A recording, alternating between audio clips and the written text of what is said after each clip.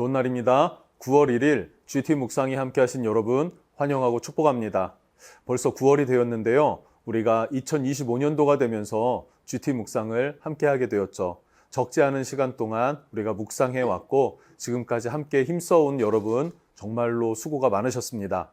그 거룩한 습관 위에 앞으로도 더 깊은 하나님의 동행함이 또 깊은 묵상이 여러분의 삶에 있기를 주님의 이름으로 축복합니다. 오늘은 시편 42편 1절부터 11절까지의 말씀으로 낙심 중에 하나님을 바라는 기도라는 제목으로 하나님 말씀 나누겠습니다. 본문 말씀 함께 읽어봅니다. 제2권 제42편 고라 자손의 마스길 인도자를 따라 부르는 노래.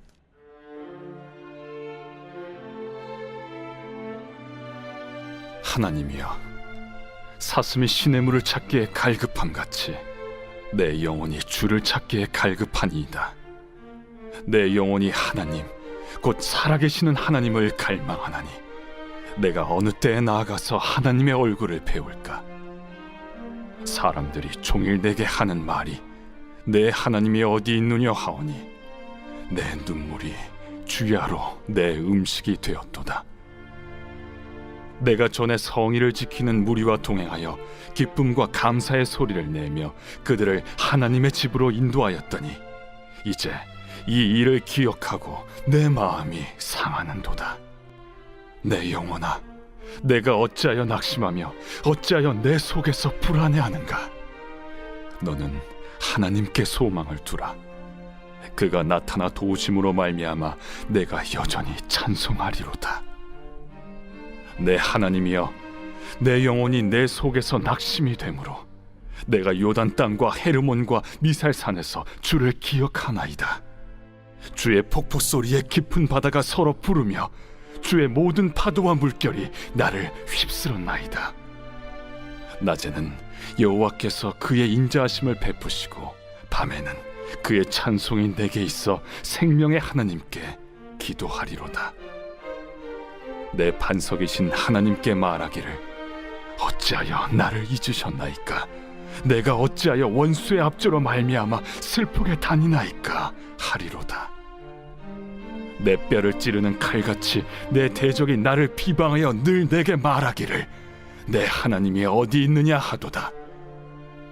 내 영혼아, 내가 어찌하여 낙심하며 어찌하여 내 속에서 불안해하는가? 너는 하나님께 소망을 두라. 나는 그가 나타나 도우심으로 말미암아 내 하나님을 여전히 찬송하리로다.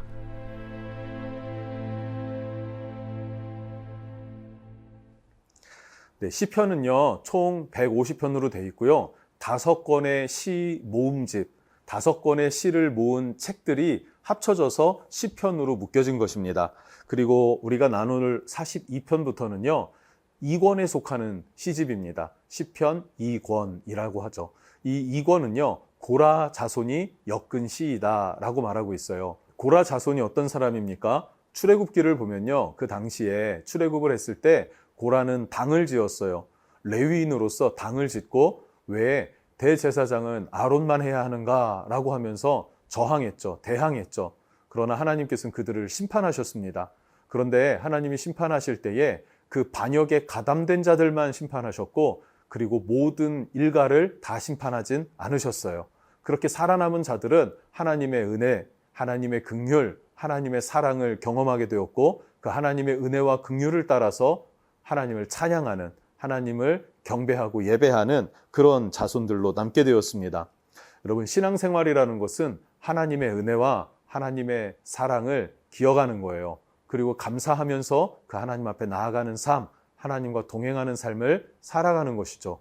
이것이 매우 중요하다는 것을 여러분 기억했으면 좋겠고 그것이 오늘과 또 앞으로 살펴볼 시편에서의 또 이어지는 내용이기도 합니다.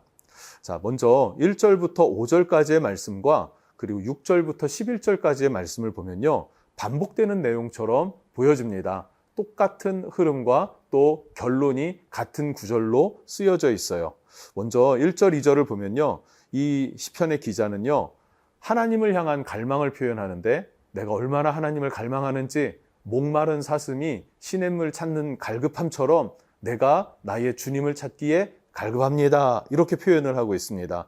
그런 갈망함. 그럼에도 불구하고 3절에 그 하나님께 나아가지 못할 뿐만 아니라 사람들이 네 하나님이 어디 있냐라고 하면서 조롱하는 말까지도 듣게 된다라는 것이죠. 그러니 그 마음이 얼마나 무너져 내리겠습니까? 갈망하는데 나아가지 못하는 것. 왜일까? 그 정확히 알 수는 없습니다. 뭐 포로로 끌려가 잡혀 있는 것인지, 아니면 몸에 병이 들어서 움직일 수가 없는 상황인지, 극심한 가난 때문인지 알 수는 없습니다. 그러나 분명한 건 하나님을 사모하지만 하나님께 나아가지 못하는 그런 처지, 그런데 거기에 조롱을 받고 있다 하는 것이죠. 근데 이때 다시 한번 과거를 돌아보게 되는 게 4절입니다. 내가 전에 성일을 지키는 무리와 동행하며, 성일은 무엇입니까? 절기일 것입니다. 안식일을 포함한 7개의 절기가 있는데 이 절기 때에 여호와의 성전으로 올라가죠. 거룩한 무리들과 그렇게 성전으로 올라가서 하나님을 예배했던 그 은혜의 시간, 그 감격의 시간, 그 기쁨의 시간을 돌아보는 것입니다. 그때 어떻게 했다고 합니까? 기쁨과 감사의 소리를 내며 그들을 하나님의 집으로 인도하였더니 라는 거예요. 기쁨과 감사의 소리로, 이 소리를 낸다는 것은 아무래도 큰 소리로 외쳐서 부르짖고 찬양을 했다라는 거죠. 사람들에게 막 모이라고 외치고 또 그들과 함께 큰 소리로 찬양을 하면서 성전으로 올라가는 그런 기쁨의 날들을 회상한다는 거예요. 그러면서 이제 이 일을 기억하고 내 마음이 상하는도다. 그런데 지금은 내가 하나님께 나아갈 수 없으니까 마음이 상하는 것입니다. 이 상한 마음, 낙심된 마음, 좌절되고 절망된 마음, 이런 마음이 마음 가운데 찾아왔을 때 5절에 이런 선포를 합니다. 뭐라고 선포합니까? 내 영혼아, 내가 어찌하여 낙심하며 어찌하여 내 속에서 불안해하는가? 너는 하나님께 소망을 두라. 그가 나타나 도우심으로 말미암아 내가 여전히 찬송하리로다. 아멘. 현재 자기 자신은 하나님께 나아가지 못하고 또 사람들은 조롱을 하는 것에 대해서 마음이 상합니다. 그리고 그 갈증과 갈망과 그 목마름이 해결되지 않는 고통도 있습니다. 얼마나 그 마음이 애타겠어요. 그런데 그 절망 가운데도 어떻게 합니까? 내 영혼아 낙심하지 말아라, 불안해하지 말아라, 하나님께 소망을 두라 라는 거예요. 그리고 나를 도우실 그 하나님을 바라보며 나는 여전히 찬양하리로다. 지금 상황이 바뀌나요? 아니에요. 그러나 하나님을 바라보고 그 믿음의 눈을 열어서 하나님을 찬양하겠다라고 자기 심령에게, 스스로에게 선포하는 그런 내용을 기록하고 있습니다. 자, 그러면서 6절, 7절을 보면 그럼에도 여전히 변하지 않는 상황, 그리고 변하지 않는 마음, 절망과 낙심과 좌절의 마음이 변하지가 않는 거예요. 그래서 뭐라고 표현합니까? 내 하나님이여 내 영혼이 내 속에서 낙심이 되므로 내가 요단 땅과 헤르몬과 미살산에서 주를 기억하나이다. 7절 주의 폭포 소리에 깊은 바다가 서로 부르며 주의 모든 파도와 물결이 나를 휩쓸었나이다. 폭포 소리, 그 깊은 바다, 파도와 물결, 그 물결이 어떻게 해요? 나를 휩쓸었다. 상황이 더 어려워졌다는 거예요. 예배를 드리고 싶고 하나님께 나아가고 싶고 근데 나아갈 수가 없어요. 나아갈 수 없는데 사람들은 조롱해요. 그래서 이 절망과 낙심이 찾아왔을 때 내 영혼아 잠잠해라, 낙심하지 말아라, 하나님을 바라봐라 하면서 내가 오히려 하나님을 찬양하겠다라고 결심을 했는데 상황은 더 나빠지고 있다라는 것이 7절의 내용입니다. 어떻게 해야 될까요? 죄 때문인가요? 아니에요. 그런 것 같지도 않습니다. 아니면 하나님께서 나를 훈련하시는 그런 과정 가운데 있나요? 모르겠습니다. 그것도 정확하게 기록하지는 않습니다. 그런데 8절에 뭐라고 합니까? 그럼에도 하나님을 신뢰하고 여전히 하나님께 부르짖어서 하나님을 의지하겠다라고 하는 마음의 결단, 믿음의 결단을 하게 됩니다. 그러면 두 마음이 싸우지 않습니까? 그게 바로 9절과 10절이에요. 한쪽에서는요, 조롱하는 소리를 들으면서 낙심하고 절망하고 포기하고 싶은 마음이 들어요. 그런데 두 마음이에요. 또 다른 한쪽에서는 어떻습니까? 왜 낙심하냐? 하나님을 바라봐라. 오히려 하나님께서 나를 건지실 것이고 강하게 하실 것이고 승리를 주실 것이다 라고 하는 소망의 마음, 그 믿음도 한편에는 살아남아 있는 것입니다. 이 두 마음이 부딪히고 싸우는 가운데에 11절 마지막에 이렇게 결론 짓고 이렇게 고백을 합니다. 아까 5절 말씀과 똑같이 기록되어져 있는데요. 내 영혼아 내가 어찌하여 낙심하며 어찌하여 내 속에서 불안해하는가. 너는 하나님께 소망을 두라. 나는 그가 나타나 도우심으로 말미암아 내 하나님을 여전히 찬송하리로다. 아멘. 똑같은 믿음의 고백입니다. 절망하지 않겠다. 낙심하지 않겠다. 오히려 하나님을 찬양하겠다. 그가 나를 도우실 것이다. 라는 거죠. 절망이 찾아오고 두 마음이 생겼는데 어떤 편을 선택합니까? 믿음의 편을 선택한 것입니다. 하나님의 편을 선택한 것입니다. 그것을 내 심령에게 선언하고 공포하고 내가 그렇게 하기를 결의를 다짐한다 라는 것이죠. 여러분 이것을 뭐라고 하는지 아십니까? 영적 전쟁이라고 하는 거예요. 두 마음이 있습니다. 하나님께로부터 온 마음이 있고 하나님께로부터 오지 않은 마음이 있습니다. 이 두 마음이 부딪힐 때에 어떤 마음을 선택하느냐, 그것이 매우 중요한데요. 그것은 하나님의 마음을 선택하는 것, 하나님의 성품을 공포하는 것, 이게 영적 전쟁의 승리 비결입니다. 매우 중요한 부분이에요. 우리가 신앙생활을 하고 이 땅을 살아갈 때에 절망과 낙심과 세속적인 것들이 찾아올 때가 있습니다. 그러나 그것은 하나님의 성품이 아니죠.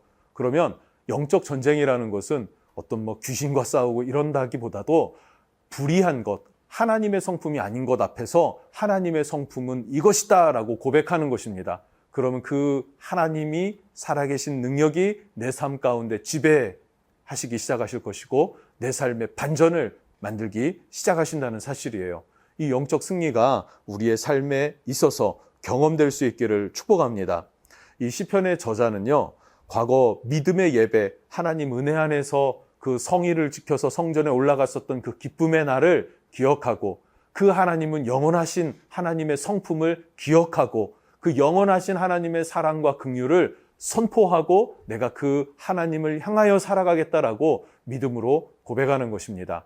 두 가지가 매우 중요하겠죠. 이 영적 갈등이 일어났을 때 과거에 내가 하나님을 경험했던 하나님으로 받았던 사랑, 하나님으로부터 받은 은혜, 하나님으로부터 받은 긍휼함을 기억해 보십시오. 그 하나님은 어제나 오늘이나 동일하십니다. 그래서 그 동일한 은혜를 붙잡고 하나님 앞에 믿음으로 선포하며 나아갈 때 그것이 하나님의 성품이기 때문에 그 일은 우리의 입술로 선포될 때 역사하기 시작하신다는 거예요. 그것이 하나님의 일하심입니다. 그 하나님의 일하심을 지금도 경험할 수 있는 여러분 되시기를 주님의 이름으로 축복합니다. 기도하겠습니다. 살아계신 하나님 감사합니다. 우리가 인생을 살아갈 때 때로는 낙심 중에 하나님을 바라지만 그러나 여전히 상황은 나아지지 않고 더 악화되는 그런 때가 너무나 많이 있습니다. 그러나 그때도 오히려 내 영혼아 어찌하여 낙심하느냐, 왜 내 속에서 불안해하느냐, 너는 하나님께 소망을 두라. 그가 나타나 도우실 것이다. 그러니 그 하나님을 여전히 찬송하라고 선언할 수 있는 믿음이 우리에게 있게 해 주십시오. 믿음의 눈을 열어 주시옵소서. 예수님의 이름으로 기도합니다. 아멘.